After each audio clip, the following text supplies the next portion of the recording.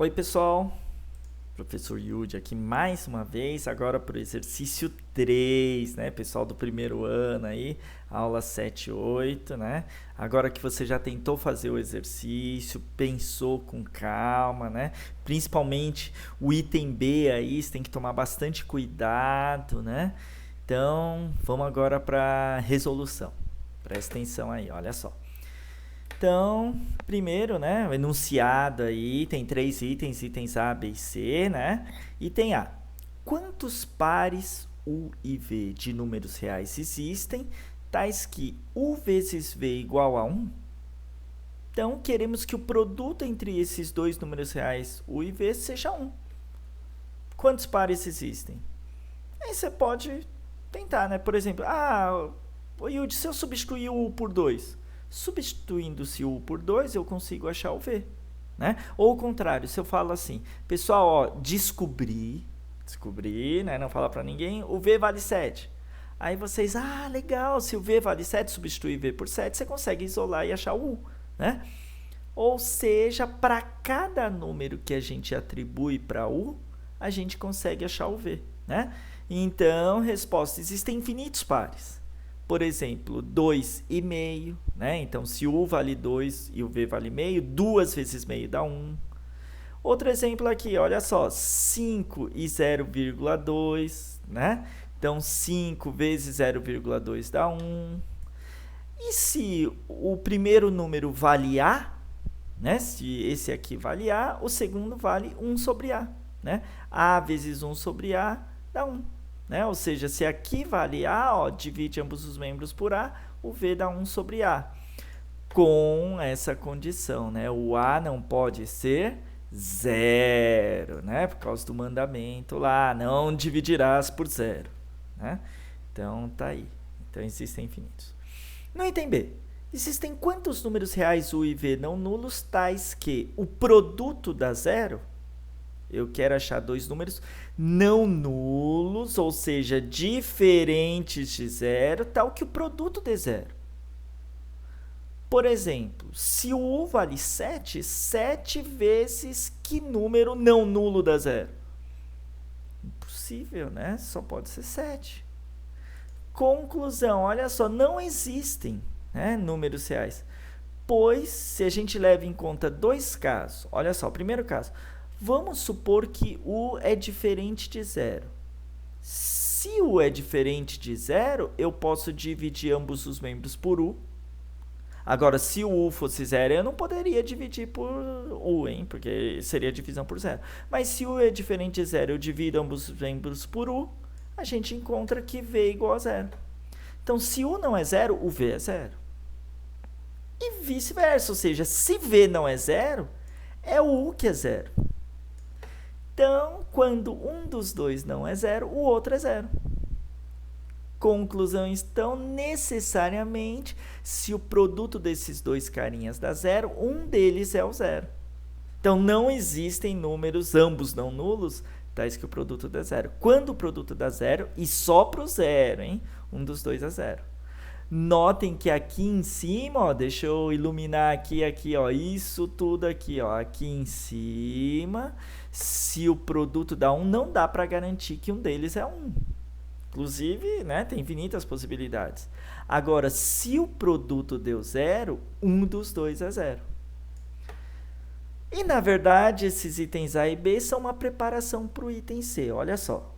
Obtenha 3 valores reais distintos de x, tal que isso seja válido. Vamos pensar. Primeiro, vamos identificar esse trambolho aqui. Isso aqui é uma equação do terceiro grau.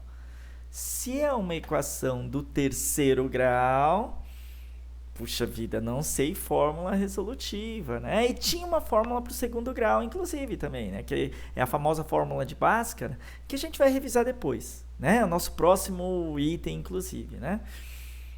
Então, puxa vida, né?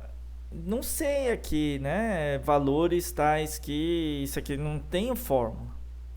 E aí a sacada é a seguinte: usando o resultado anterior, eu sei que quando o produto dá 0, um dos dois tem que ser 0, ou um dos três, né, se tivesse 3 fatores. Então, aqui, se está tudo igualado a zero, e se aqui tivesse da forma de um produto, eu poderia usar a propriedade que a gente acabou de identificar. Então, essa é a sacada. Vamos tentar transformar isso aqui num produto. Ó, vou copiar aqui. Só uma coisa, né? Tava esquecendo, olha só, ainda bem que eu fiz esse lembrete. A equação da apostila aí tá errada, tá? Cuidado aí, tem que dar um jeitinho aí. Então, se você não tinha conseguido achar, tá? Corrija aí, ó, tá? Essa é a equação. Dá um pause aí no vídeo, né? Corrija aí e depois continua, né?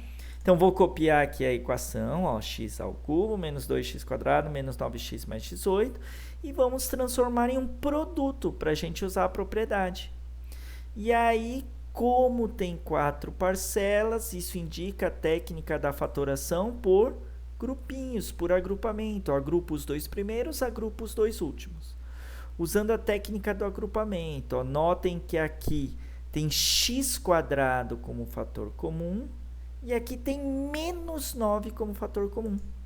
Então, olha só, colocando esse x² em evidência, aqui, ó, né, ó, daqui, x², a gente obtém x menos 2, x² vezes x menos 2. Colocando isso aqui, o menos 9 em evidência, a gente tem menos 9 vezes x menos 2. Lembrando que ficou na dúvida, puxa vida, Yudi, sempre fico na dúvida se eu acertei ou não a fatoração. Não tem como errar, hein? Não tem como errar. Pelo seguinte, é só pensar o contrário. Faz a distributiva. Se a gente faz x² vezes x, dá x ao cubo. x² vezes menos 2, menos 2x². Menos 9 vezes x, menos 9x. E menos 9 vezes menos 2, mais 18. Ó. Volta lá para cima. Viu? Então, tá certinho a fatoração. Só que não está fatorado. Não podemos usar a propriedade ainda, porque não está fatorado. Não é um produto. Isso é uma diferença. E nessa diferença, percebam que x menos 2 ó, é um fator comum. Dá para pegar esse x menos 2 por evidência. Ele comporta-se como se fosse um único número. Né? Então, pegando-se esse x menos 2, colocando-se em evidência, vai sobrar da primeira parcela x², da segunda menos 9. E dá para fatorar mais ainda, né? E aí, fatorando mais ainda a expressão, notem que aqui é uma diferença de quadrados, né? x² menos 9. Então, porque 9 é 3 ao quadrado, né? Estava dando uma olhadinha ali, mas é isso mesmo. E aí, portanto, fatorando essa diferença de quadrados, a gente chega em, copia o primeiro que é o x menos 2, e x² menos 9 vira x mais 3 vezes x menos 3. Né? E aí sim podemos usar a propriedade. Observação, né? Antes aqui já dava para ter utilizado a propriedade, tá? Ó, se u vezes v igual a zero, a gente interpreta isso aqui como sendo u, isso aqui como sendo v. U vezes v igual a zero, ou é zero ou v é zero. Mas, né, vamos fatorar sempre o máximo possível. Então, ó, fatorando o máximo possível, né? Então, a gente tem essa expressão, né, x² menos 9. E se esse produto com 3 fatores está dando zero, ó, x menos 2 é o primeiro fator, vezes x mais 3 é o segundo, vezes x menos 3 é o terceiro, está dando zero, um deles é zero. Então, ou o x menos 2 que é zero, ou o x mais 3 que é zero, ou o x menos 3 que é zero. Desculpa. Resolvendo, então, cada uma dessas equações isoladamente, x igual a 2, aqui vai dar x igual a menos 3, ou x igual a 3. Portanto, resposta, x igual a 2, ou x igual a menos 3, ou x igual a 3. Beleza? Né? Porque ele pediu obtenha 3 valores reais de x. Obtivemos. Beleza? Bom, e aí, né, essa é uma outra aplicação importante das técnicas algébricas, né? A gente viu no exercício 2, uma aplicação é a simplificação de expressões. Outra aplicação agora é na resolução de equações, porque quando a gente tem algo igualado a zero, se tiver na forma de um produto, na forma fatorada, a gente pode usar essa propriedade que a gente acabou de utilizar. Beleza? Bom, então só falta o exercício 4 aí, tenta fazer ele rapidinho.